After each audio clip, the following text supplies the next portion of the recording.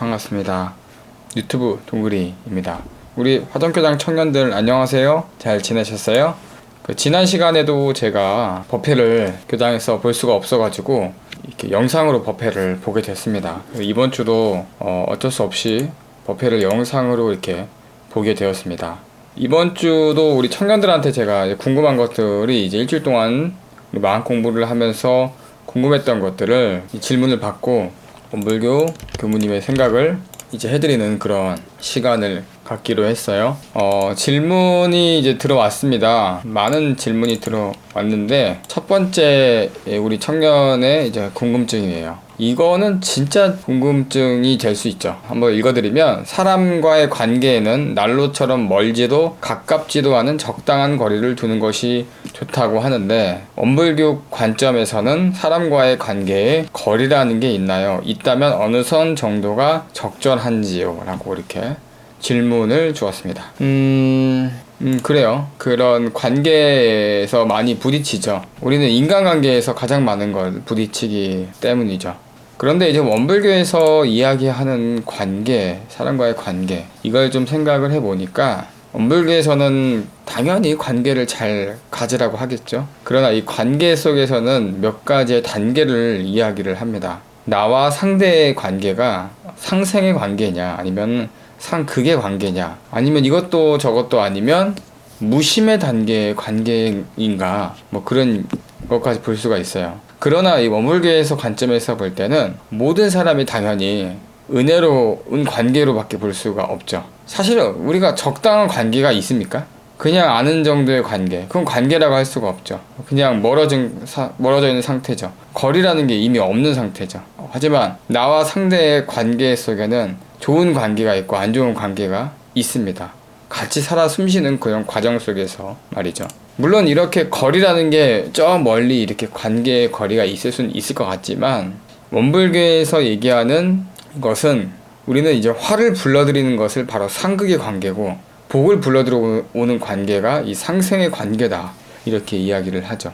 그러니까 상생의 관계로 복을 늘 받아야겠죠. 대종사님께서도 이런 말씀을 하셨어요. 그 사람도 모르게 미워하고 욕 한 번 한 일이라고 해도 기운은 먼저 통하여 상극의 씨가 묻히고, 그 사람 모르게 좋게 여기고 칭찬 한 번 한 일이라도 기운은 먼저 통하여 상생의 씨가 묻어 있다. 결국 그 인연을 만나면 상생의 씨는 좋은 결과를 맺고 상극의 씨는 나쁜 결과를 맺나니라 라고 하셨어요. 그러니까 사람과 사람 간의 관계 속에서 죄와 복을 주는 것은 그 기운이라는 것이 엄청나게 대단하다는 거죠. 적당한 거리라는 거는 어떻게 보면 그냥 센스적인 부분인 것 같아요. 원불교에서 이 정산종사님께서도 이런 말씀을 하셨어요. 다른 사람의 마음을 좋게 하여서 항상 화평한 마음을 가지게 하면 나도 또한 화평한 얼굴을 가지게 될 것이다. 또한 남을 불안하게 하면 나도 또한 우울한 얼굴을 갖게 될 것이다. 사람을 대할 때 안과 밖이 같은 진실한 마음으로 대하며 저 사람을 도와주면 저 사람도 나에게 도움을 주게 된다. 그런즉 마음에 있어서 정말 싫은 사람이라고 해도 이 상생으로서 말을 하고 기운을 터나가야만 그 기운이 응한다. 이렇게 말씀을 하셨습니다. 그러니까 우리 청년이 가장 궁금한 건 적당한 거리, 이거잖아요. 적당한 거리라는 거는 그냥 청년이 생각하는 거리만큼 내 마음이 그 사람에게 좋은 기운을 줄 수 있는 만큼 그 거리만 두면 돼요. 하지만 내가 정말 복을 받고자 한다, 내가 정말 악을 짓고 있다는 것을 판단하는 것은 내가 저 사람과의 관계 속에서 어떠한 기운을 주고 있는가, 이거를 잘 알면 된다는 거죠. 그러니까 인과라는 게 원불교는 정확하죠. 그러니까 지으면 곧 받는 그러한 철저한 원칙에 바로 따른다는 거예요. 그러니까 인간의 일도 강과 약이 서로 관계하고 선과 악이 짓는 바에 따라서 진급을 하기도 하고, 또한 강급을 하기도 하고, 상생의 업이 되기도 하고 상극의 업이 되기도 합니다. 이것이 바로 인과보응의 원리죠. 인과품 1장에 나와 있는 법문이었는데, 그러니까 왜 난로처럼 멀지도 가깝지도 않은 적당한 거리를 두라고 했을까요? 그게 좋다고 느끼는 걸까요? 내가 차라리 복을 지을지언정 죄는 짓지 않는 그런 관계, 그런 거리라고 생각하기 때문에 전 그렇게 이야기한다고 보는데, 원불교에서 다시 한번 말씀드리면 우리가 이 사회를 살아가는 데 있어서 나에게 복을 주는 사람이 많으면 좋겠어요. 나에게 정말 해를 입히고 죄를 주는 사람이 많으면 내 삶이 더 행복하겠어요. 당연히 전자겠죠. 그 상생의 관계라는 거예요. 우리는 은혜의 관계 속에서 얽혀있기 때문에 필연적으로 상생으로서 늘 사람 관계를 맺어야 한다는 거예요. 그러니까 여러분들도 우리 청년분도 내가 어느 선에 적당한 선이 어느 건가 이렇게 생각하지 마시고 늘 내가 상대에게 좋은 기운을 보내고, 내가 너무 불편할 수도 있어요. 불편할 수도 있지만 내가 아무리 마음속에서 싫어한다고 그런 마음이 들 수도 있지만, 그러한 한 번 더 마음속으로 내가 좋은 말을 하고 좋은 기운을 보내야 그 기운이 더 나에게 좋게 온다는 것을 알길 바랍니다. 두 번째 질문입니다. 두 번째 질문은요, 이 질문이네요. 요즘에 또 코로나19로 인해서 이제 많이 힘들죠, 사회가. 그래서 이 질문을 하신 것 같은데, 질문의 내용은 이렇습니다. 몸의 병은 의사를 찾아가고 마음의 병은 나를 찾아라 하는 내용의 본문 말고도 이러한 질병에 관한, 그 몸의 마음속에는 병에 관한 본문 내용을 좀 이야기해 주셨으면 좋겠습니다 라고 했어요. 그래서 제가 좀 생각을 해보니까, 그러니까 병이라고 하는 거는, 우리가 알고 있는 병은 육신의 병만 알고 있을 수도 있어요. 대종사님께서도 세상 사람들은 육신의 병은 병으로 알고 이 돈을 들여서 치료에 힘을 쓰지만, 이 마음에 있는 병은 병인 줄도 모르고 치료를 해볼 생각도 내지 않는다 라고 하셨어요. 우리가 지금 코로나19로 많은 사람들이 이제 몸에 대해서 병을 이제 감염되고 있죠. 확진 판정이 이제 되기도 하고 병원에 가서 이제 격리를 하기도 합니다.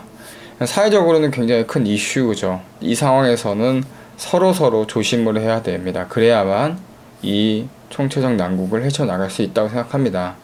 그러나 우리가 가지고 있는 이 마음의 병에 대해서는 사회적으로 내가 얼마나 나의 병을 알고 있는가, 그리고 우리가 갖고 있는 이 마음의 병이라는 건 보이지 않기 때문에 이 사회적으로 얼마나 더 감염을 일으키고 있는지 모르실 거예요. 물론 내 안에서 내 자신이 우리가 병이 없다고 느낄 수가 있어요. 저도 그렇게 생각을 할 때도 있습니다. 하지만 잘 들어보세요. 대종사님께서 이런 말씀을 하셨어요. 마음의 병이 있으면 바로 이 마음의 자유를 잃고 이 바깥에서 들어오는 유혹에 끌리게 되어서 하지 말아야 할 말과 하지 말아야 할 생각들을 하게 돼서 스스로 죽음에 이르게 된다.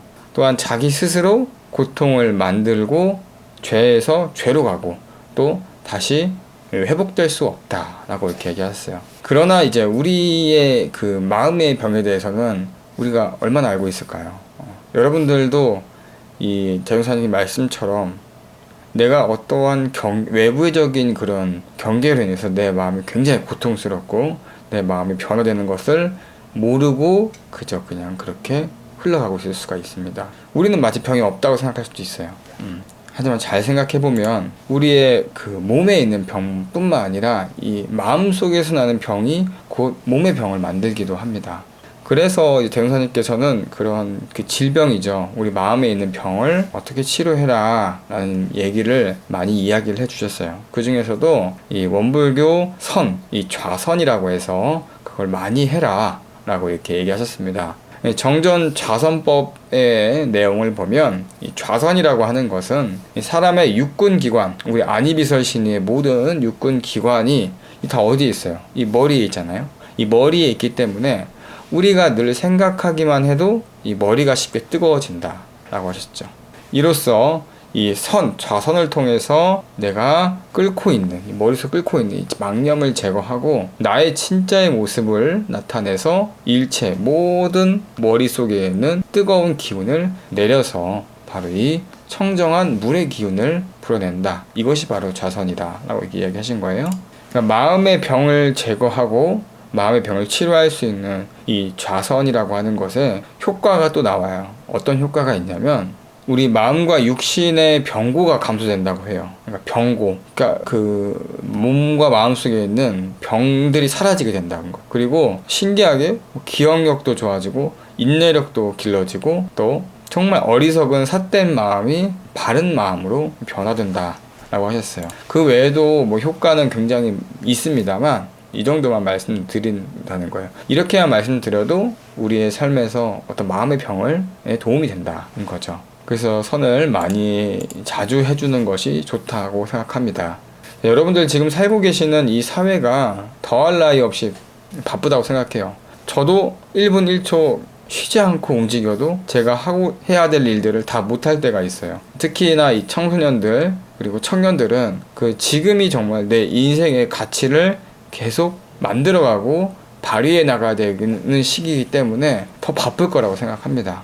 분명히 머리를 안 쓸 수가 없을 거예요. 그리고 내가 어떤 환경에 따라서 좋고 싫은 것에 계속 쫓아다니게 돼서 힘이 많이 들어가는 시기라고 생각해요. 그래서 한편으로 보면 종교라는 것이 지금 청소년기에 있는 사람들에게 왜 와닿지 않을까 그런 생각을 해보면 아마 그렇게 엄청 나의 삶이 너무 바쁘기 때문에 그렇기 때문에 찾거나 이렇게 관심을 갖지 않는다고 생각도 해요. 그러나 이제 마음을 닦는 것이요 사실은 나의 생활과 둘이 아닌 이치에 있어야 돼요.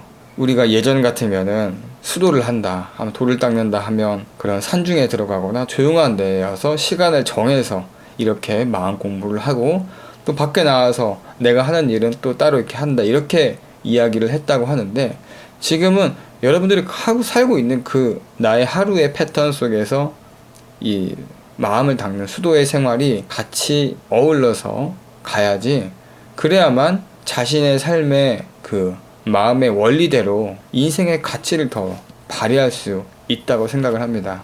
그게 원불교의 영육상전이라고 하는 말이 그 말입니다. 그래서 나의 생활과 나의 수도 생활이 둘이 아닌 그 함께 이루어 나가야 돼.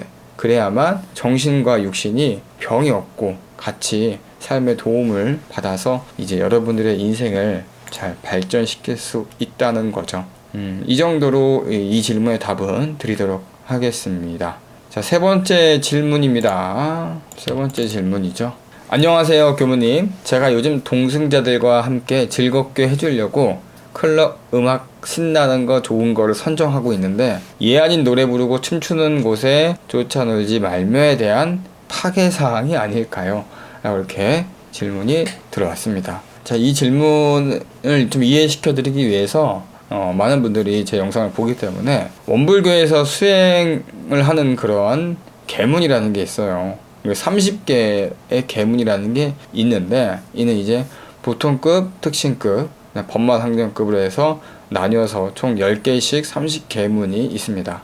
이 질문은 이제 특신급에 해당하는 질문이에요. 예 아닌 때 노래 부르거나 춤추는 곳에 쫓아오지 말며 라는 그러한 특신급 10번째 조항이 들어가 있는 계문인데 자 이제 이 계문이라는 것은 뭘까요? 이제 지켜야 된다는 거죠. 지킴으로써 내 수행을 하는 거죠. 근데 이 계문이라는 것에 너무 이제 강박관념을 두지 않았으면 좋겠어요. 제가 오늘 좀 처음부터 이 얘기를 드리는 것은 계문이라는 것은 내가 이것을 범했느냐 아니냐 범하지 않았느냐 이게 중요한 게 크게 중요하진 않아요. 내가 그것을 지키려고 노력을 했느냐 그 마음이 정말 중요하다고 생각해요. 저도 이 말에는 굉장히 공감을 하고 내가 어떠한 계문을 어길지라도 내가 그 계문을 어기기 전까지의 그 마음이 얼마나 노력을 하고 있는가 이것이 나에게 얼마나 진급이 되고 있는지에 대한 척도라고 생각을 합니다. 자, 이 조항을 좀 더 뜻을 살펴보면요. 이 조항이라는 것은 여러분들이 내가 춤추고 노래 그렇게 부르는 곳에서 있으면서 스스로 나의 마음이 방탕해지고 있느냐 이것을 대조하는 거예요. 혹은 내가 그 놀고 있는 것이 내가 지금 그렇게 막 쫓아서 춤추는 곳에서 놀고 있는 것이 사회적으로 풍기불량한 그러한 유흥가에 대한 부분으로서 비도덕적인 행동을 하고 있는가 이렇게 함으로써 나의 그런 말초신경을 자극해서 일시적인 그런 향락의 생활을 보내지 않는 것이 바로 이 계문의 중요한 이야기입니다. 그러니까 스스로가 정신이 되게 산란해지고 나의 마음이 방탕하기가 쉬워질 수가 있잖아요. 그럼으로써도 그 시간과 그 금전 소비 같은 것들을 더 많이 하면서 나의 생활이 타락을 하면서 결국에는 우리가 하고자 하는 내 마음 공부에 복을 짓는 길은 이제 막히게 되는 거죠. 또 이 진리적으로 보면은 이것이 이제 정말 하천한 그러한 곳에서 내가 태어나게 돼요. 결국에는. 그래서 내가 대중 많은 사람들의 그런 장난감으로 이렇게 태어나는 등 그런 악들을 면할 수 없다고 합니다. 그러나 이 대종사님께서도 이런 말씀을 종종 하셨죠. 소창이라는 말을 하셨어요. 소창이라는 게 뭘까요? 소창이라고 하는 건 그러니까 내가 답답할 때 답답한 마음을 풀어주는 그런 마치 소풍과도 같은 그런 것이라고 말씀을 드릴 수 있을 것 같아요. 그러니까 내가 피로의 회복을 위해서 때로는 소창을 해라 라고 대종사님께서 법문에도 말씀해 주셨고, 또 이것이 인지가 이제 앞으로 계속 발달하고 생활이 늘 향상돼 가는 과정 속에서 이런 시대 속에서 어찌 우리가 이 법만 가지고 많은 사람들을 또 이 교화할 수 있겠느냐. 마땅히 이 큰 법을 가지고 많은 사람들을 활용하려면 이 소창도 하라 이렇게 이야기를 하셨어요. 그래서 저희 학교 다닐 때는 1년에 한 번씩 깔깔대소회라고 해서 다들 나와가지고 자기의 장기를 재밌게 보여주기도 했어요. 그러니까 놀 때는 좀 확실하게 놀아주는 거, 쉴 때는 확실하게 실어주는 거, 그것이 바로 나의 피로를 회복시켜주는데 얼마나 큰 도움이 돼요. 그러니까 상황에 맞게 정말 잘 해야 된다는 거예요. 그러니까 잘 놀러 다니는 사람들이 있어요. 정말 시간을 잘 정해가지고 내가 할 거 딱 하고 잘 놀고, 이런 사람들은 그만큼의 그 집중도와 그만큼의 컨디션을 회복할 수가 있기 때문에 자기의 생활을 더 잘하는 것을 우리는 알 수 있습니다. 그러니까 이렇게 노세요. 이럴 때는 확실히 풀어주세요. 풀어주시고, 다만 대통령님께서도 이렇게 늘 말씀하셨죠. 노는 시간이고 오면 늘 경전 법규 연마하는 연습하라 이렇게 하시는 것처럼, 내가 노는 시간을 정해놓진 않겠지만 이렇게 생길 때가 있잖아요. 그럴 때는 쉬지 않고 우리가 마음 공부를 끊임없이 하시면 되겠습니다. 그리고 내가 이것에 대해서 제가 앞서 다 얘기해 드렸기 때문에 내가 계문을 못 지켰다고 해서 정말 중요한 것이 아닙니다.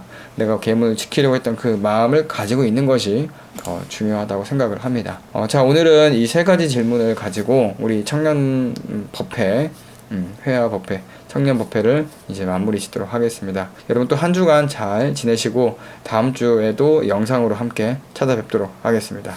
안녕.